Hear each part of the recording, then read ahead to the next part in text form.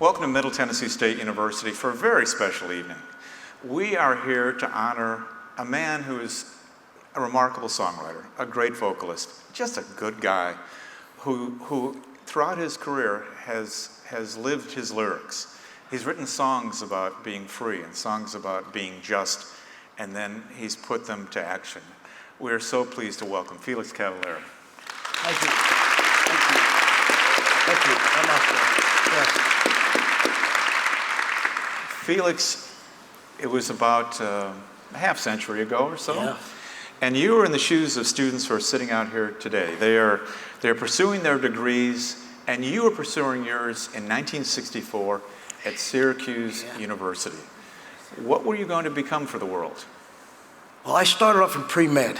Ah. So I guess I took a wrong turn or a right turn somewhere, you know?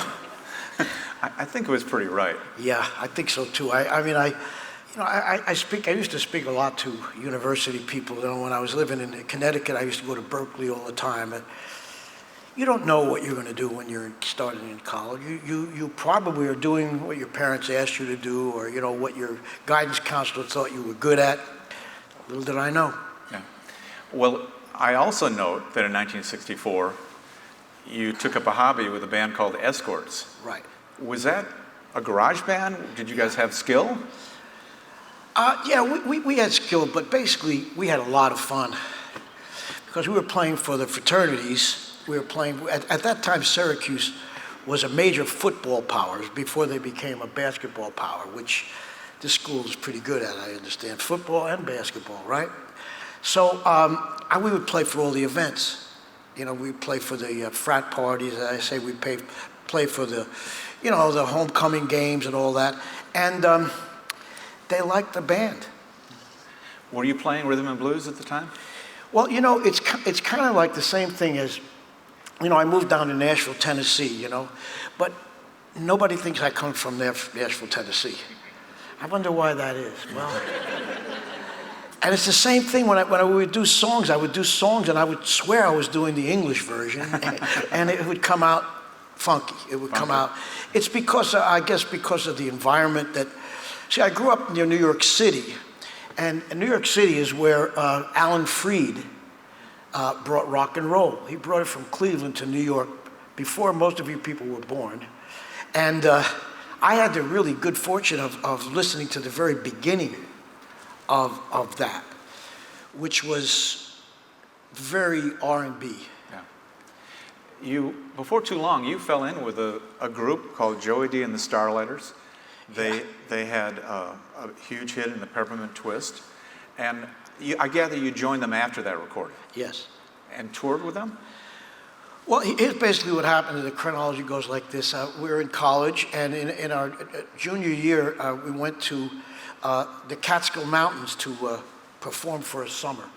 And the Catskill Mountains used to be the place for New Yorkers to go in the summer. It was like a group of hotels where entertainment was the main thing, and the food, of course, you know, and the beauty of the fact it was in the Catskill Mountains. And what would happen there is there would be a headliner coming in every week for the nightclub for Saturday and Sunday shows. And so one week, this group from New Jersey came in called Joey D and the Starlighters. Little did I know, my entire life was to take a complete U-turn. And by that I mean, they saw me and they were on their way to Europe for a tour. When they got there, their organist had just recently gotten married, quit. They called me up. So instead of going back to Syracuse, I went to Europe. Now when we got to Europe, there was this group that was opening up for us that nobody had heard of yet. It was called the Beatles. So I walked into this place and everybody was hysterically screaming, and the majority of everybody were female. I said, this could be a good career, you know, this might work. And I remember vividly hearing their music, you know, and the impression that I got of them, which, you know, no one had heard of them in the United States yet. That was soon to be, you know, the entire world.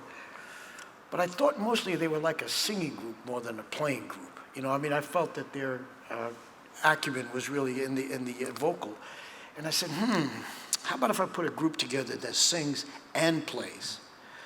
And, you know, really that was the catalyst that turned me away from the test tubes to the musical insanity world, yeah. And the shifting makeup of the Starlighters actually gave birth to what would become the Rascals.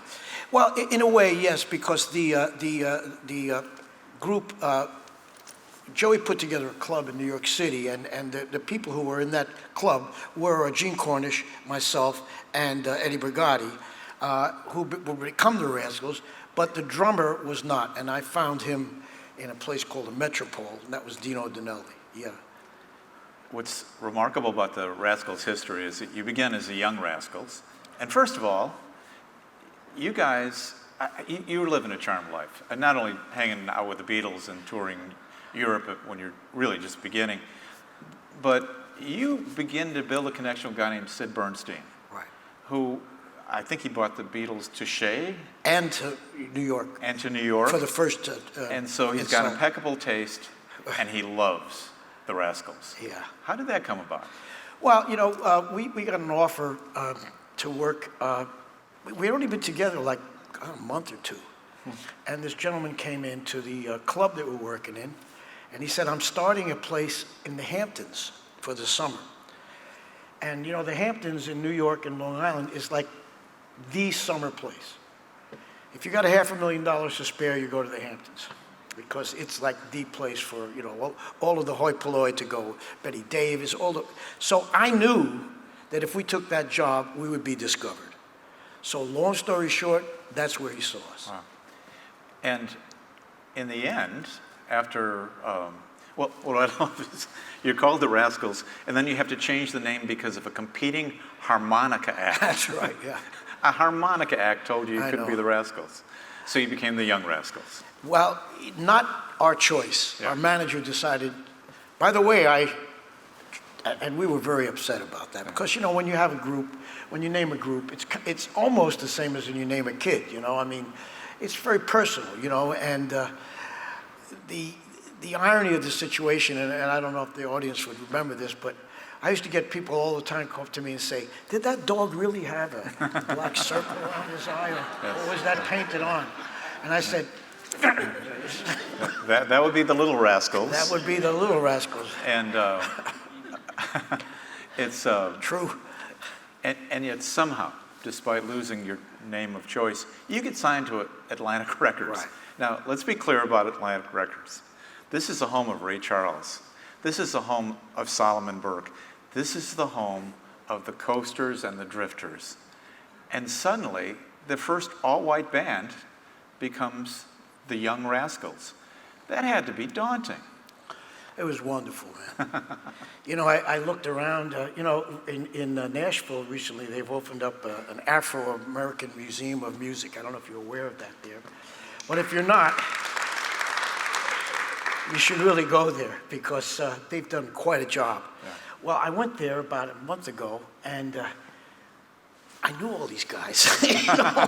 Well, I knew the second and third rooms. The first room was before my time, but they were all on Atlantic. So my entire record collection, you know, I mean, I would walk around like, because these were the people that we listened to, that I listened to growing up, and they were so good. I mean, you know, I'm sure that, you know, like a lot of people say, well, in my day, but, you know, we didn't have any computers in our day.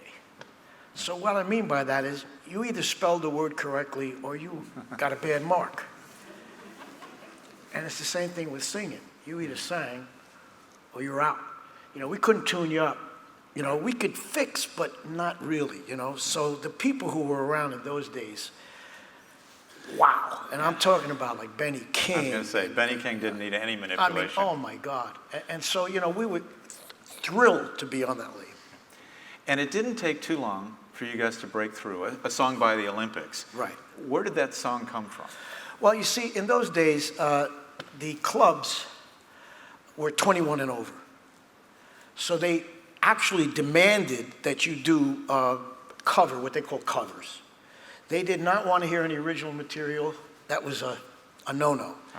So I'd have to go and find, because even though, rock and roll was kind of coming in, there was still a lot of things on the radio that were like, they were kind of lame. They just, we didn't really want to play them. So I would go and listen to, R&B radio stations. And then we had a town near us called New Rochelle. And in those days you could go to a record store and put on a pair of earphones and go into a little booth and lock the door and play all you wanted. And you just played them and played them and played them. And so I heard this song, We heard a lot of songs. I mean, we heard songs before, because they weren't crossover hits. In other words, so I would have to buy the 45 to prove to the promoter, to the club owner, look, this is a real cover. Look, it's not me. And so that's where that song came. That's where Mustang Sally came from. That's where a lot of the songs that we brought, we brought actually to Atlantic, and they in turn gave them to other people to record. We had major hits with. Let's hear a little bit of Good Lovin' by the Rascals. 1, 2, 3. Good love. Good love. Good love. Good love. I was feeling so bad. I asked my family doctor just what I had. I said, doctor, Mr. MD, doctor, now can you tell me what's ailing me, doctor? He said, yeah, yeah, yeah, yeah, yeah. Yeah, yeah, yeah, yeah, yeah. Indeed, all I really need, good love. Now give me that good, good love. Good love. All I need is love. Good love. Good loving, baby. Good love. This was as close as you got to the medical profession. It's true, yes. By the way, we're letting the audio clips run a little bit because although half the audience knows every single word and note, this is brand new music to everybody who's attending this university. So you'll get to hear the full unvarnished version of it. When you go back and you listen to that vintage version of the Rascals, are you pleased? Oh, yeah. Yeah? Oh, sure, yeah.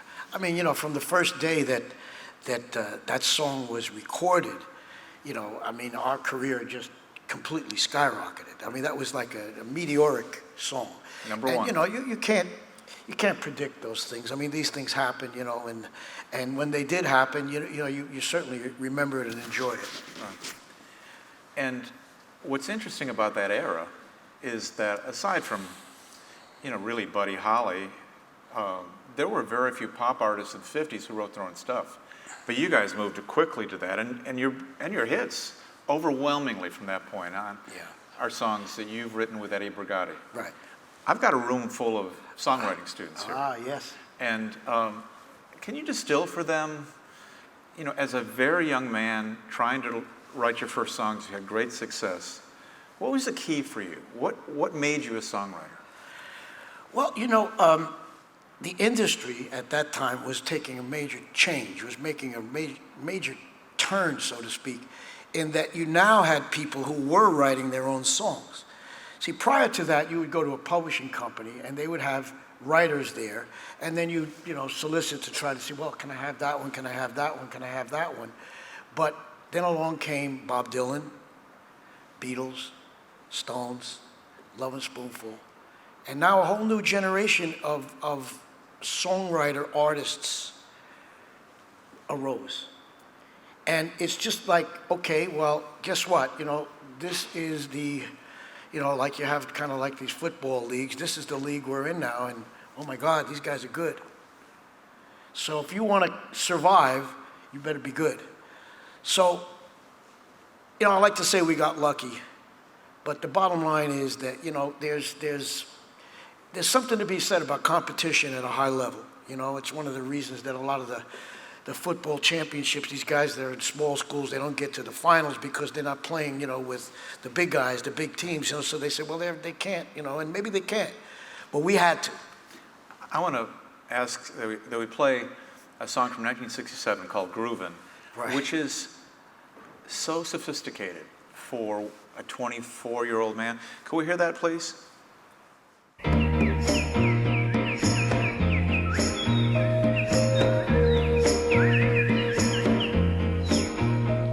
Groovy on a Sunday afternoon. Really couldn't get away too soon. I can't imagine anything that's better. The world is ours whenever we're together. There ain't a place I like to be instead of moving down a crowded avenue. That was the song of '67. Oh, that, yeah. that captured the time, but it's, you know, it's not like a lot of your contemporaries who would have done. I mean, even you think about the Rolling Stones and others. That was all rock. This was something. This was in the ballpark of Bacharach. This was very sophisticated stuff. writing. Do you remember what the melody come first? Well, yeah, always the song came first. The music always came first, and then the title would come, and then I would, like try to put something together, call up Eddie and see if he could help out with the story. Don't forget now, New York has a huge Latin community.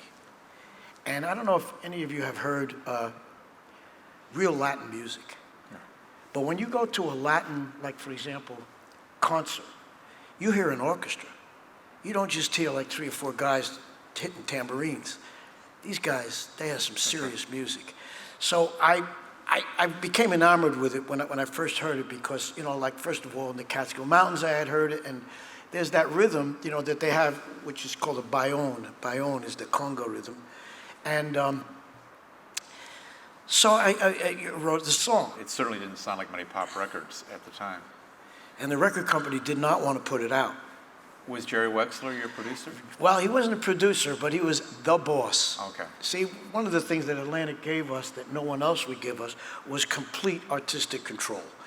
I mean, we were the producers, and we had a lot to say. Now, they also put 2 geniuses in the room with us, which is where God comes into the picture, to put these gentlemen in the room with us. We had Arif Mardin, M-A-R-D-I-N, and Tom Dowd.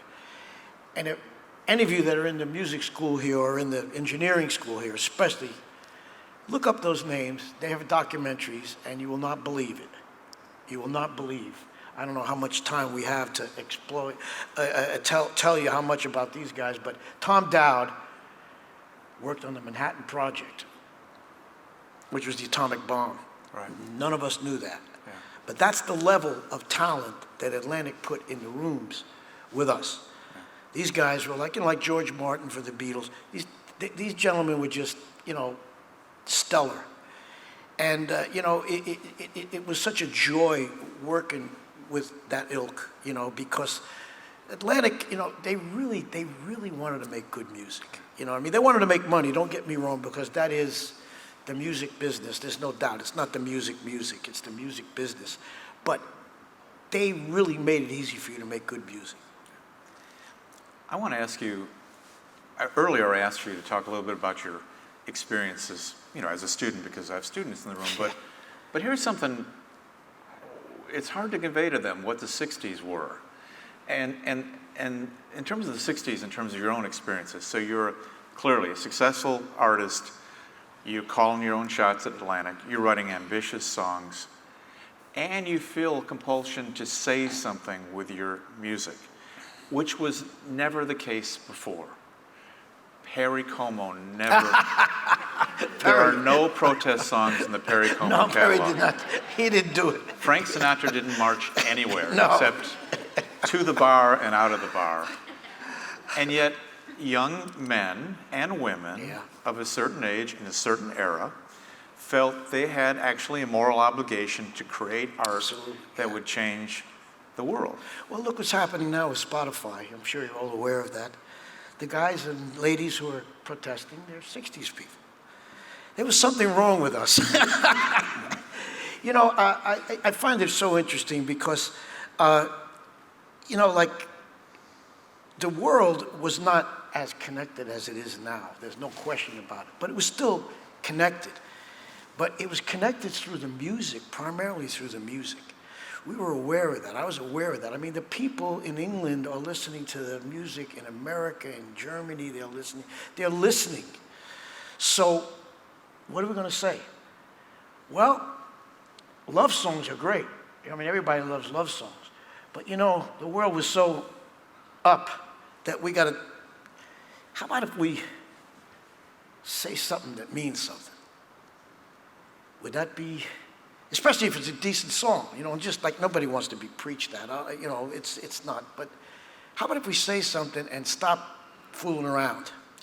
So I don't know, the seriousness that crept into us, like in my case, in our case, the assassination's really what kicked my butt. When Martin Luther King and Robert Kennedy were assassinated is when I started to really get like, wait a minute, because I was working for the Kennedys, you know, we were trying to get him elected. And it just hit me in a way that said like, okay, gotta say something. In 1968, the world, it was chaotic. You had a rebellion at the Democratic National Convention. Oh yeah. You had the country split in two over the war in Vietnam. And then you had these two assassinations. I want to get to the classic song you wrote about the era, but I'm curious, what drew you to Bobby Kennedy to work to get him elected? Change. You know, you look around and after so many elections, you know, you go through every 4 years, you say, can't they put anybody good up there? You know, is it impossible? I mean, we've got such great people in this country, you know, we've got such fantastic minds. Oh, we don't want a mind. We can't have a mind, that's right. We can't deal with that. Well, how about somebody who's just really really good at fill in the blank? I don't know about that either because, you know, so, you know, when he came along, of course, John Kennedy, which I'm sure you can tell better than I, there was a big kind of like positive energy that flowed through our country. I mean, just as a silly little aside, you know, I've been working out all my life, you know, and why? Because John F. Kennedy said, when I was in high school, everybody in school is going to have a physical test at the end of spring. And I said, oh, Lord, have mercy on me. I'm going to come in last. I said, oh, my God, this girl over here, she's going to kick. So I joined the gym when I was like 16 years old, thanks to John Kennedy. So, okay, so now here I am, and I'm getting up there, man. I'm going to be 80 very shortly. Wow. And let me tell you, I owe these people so much, you know, because, man, I can move, I can, you know, Yeah. I'm doing it, baby, you know what I'm saying? I'm all right. So, you know, like, why not think about the youth's health? Yeah. Mental health, very important today because, you know, after what we've been through, you know, you can help people, especially if you're in a position like they are. Right. So that's why we thought Bobby Kennedy was going to be the guy. So we are in this tragic, horrifying, you know, maybe the worst year ever in American public life. And you sit down to write a song that is not preachy, Yeah. that frankly is pretty celebratory. Yeah. People got to be free. What's the origin of that song? As I say, you know, But what were you trying to say with that song? I guess is what I'm asking. Well, it's like it says, man, you know, like the words just speak for itself, you know. I mean, I just came across an article. There's this, I think it's a newspaper or a podcast. It comes out of, it's called The Bitter Southerner. And It's a magazine. they had a thing in there with this lady by the name of Fannie Mae Hamer, Hamer, and it was, nobody's free until everybody's free. I said, wow, that's my next song right there. You know, when you think collectively, and that's one of the things that I think the 60s kind of like had, was a collective spirit. You know, I mean, you know, when we listened to music, we kind of shared, what everybody in England and all those people were thinking, or what they were saying, for right or wrong. And we knew, because they would write about the song, and I say it in my show, I say, like, we knew when Paul was in love, because he wrote a love song, I'm in love. Right. So that connective spirit is what separates, I believe, the 60s generation from what came after. And it's really interesting, and not to go in what the change was, but I believe the change happened after Woodstock. After Woodstock, the corporations realized there's gold in them there hills. And it changed that into like, wow, we can make money off of these, baby boomers. But anyway, prior to that, we really wanted to unite. We really wanted to be one. We wanted to change and bring and rise up the consciousness of the world, which is why a lot of us got involved with gurus and people, who are really on a different plane, and beat to a totally different drummer than, a paycheck at the end of the week.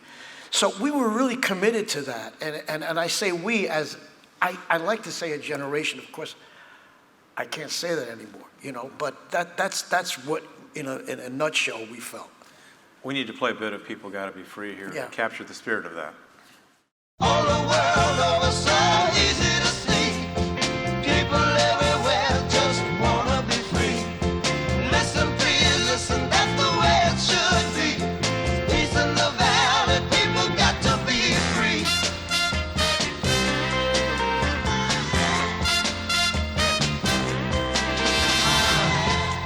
You should see what a lovely, lovely world is to be. Everyone learn to live together. What a lovely, lovely song that is. It's, I want to ask you about civil rights. And first I want to share with the audience a poster from one of the greatest shows in the history of the world. There you go. It's all Atlantic artists. It's Aretha, it's Joe Tex, it's Sam and Dave, it is King Curtis, and you guys. And it was a night to raise money for the Memorial Fund for Martin Luther King Jr.'s foundation. That had to be very special. It was. It's also the last time I saw Jimi Hendrix. Jimmy was there in the audience and came backstage. And well, here's the thing. Here we are. We were on Atlantic Records, and literally it was a black label. And it changed, but it didn't really change for quite a while. And here's the difference. When Martin Luther King was assassinated, they cried. None of that. Right. They cried. That's the difference. Yeah. You had a personal commitment to civil rights. I know you took a stand in terms of segregation of theaters, segregation of venues, segregation of bills. Yeah. Talk about that, if you will, please. Well, it goes way back, and I've just written a book, and all of this is in the book. It goes back to my mother, who was, they kind of didn't want us in the neighborhood, you know what I mean, because we had those Italian names, you know what I'm saying, and my mother was smarter than any of them. It made me angry, and all of a sudden the rebel came out, and the rebel never went back in, because I said, wait a second, now you mean to tell me you're better than me? How are you better than me? Explain this. Nobody could quite explain that unless they were bigger than me. Then I kind of listened, But so this changed my whole life. I mean, I got a lot of people in a lot of trouble because when I was going to Syracuse, we had the fraternity, and the fraternities are notoriously, I don't want to use the word prejudice, but if the shoe fits, wear it. You know what I'm saying? And so I had these black friends of mine. I said, "You guys got to pledge for the fraternity." So they did, and then after a while, they said, "Felix, we understand what you're trying to do, but we're going to get killed over here, so we're going to have to let this go." But there's a thing about the word soul, and the word soul is so interesting because what is it? Well, if you look at like a lot of the documentaries that are out, you find it comes from pain. It comes from fretting. It comes from like being like trying to get up there when, you know, you're here, you know.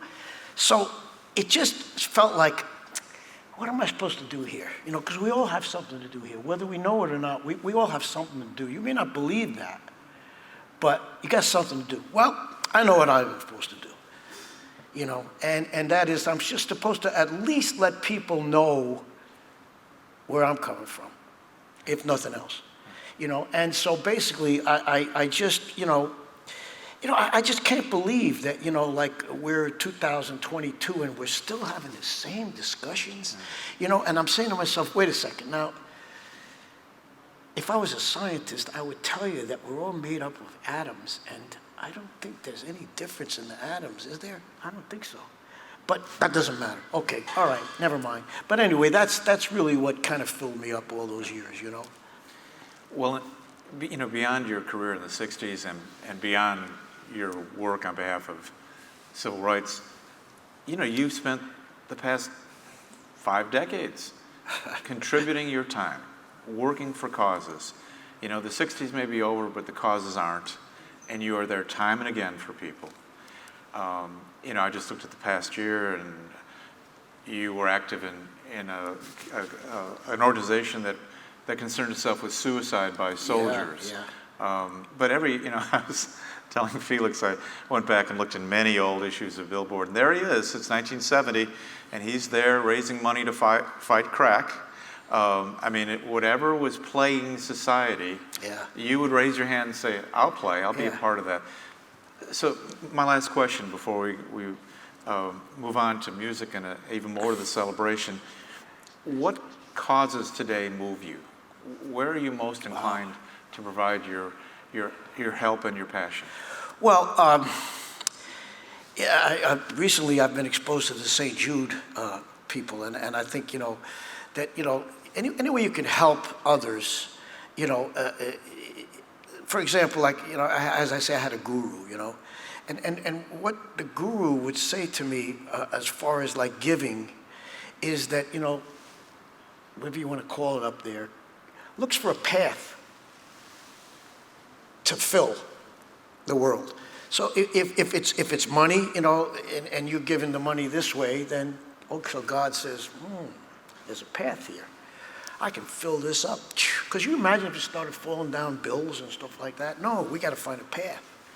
So if I can provide a path, that's what we're here for. That's one of the things we're here for. Well, a lot of my friends, they work for St. Jude Foundation, so I'm all for it. You know, and then there's also, as I say, a number of people, like especially like the athletes, the Olympic athletes, that are really striving to help people mental health-wise. Whatever organizations those are, I think really we've got to pay attention to that, because a lot of people really need that. You know, they need like, you know, therapy, or they need kind of like counseling and stuff like that. So that's really where I'm at right now. Well, thank you for your music and all you've brought to America over the last thank you. 60 years. Please help me thank Felix Cavaliere. Thank you. Thank you.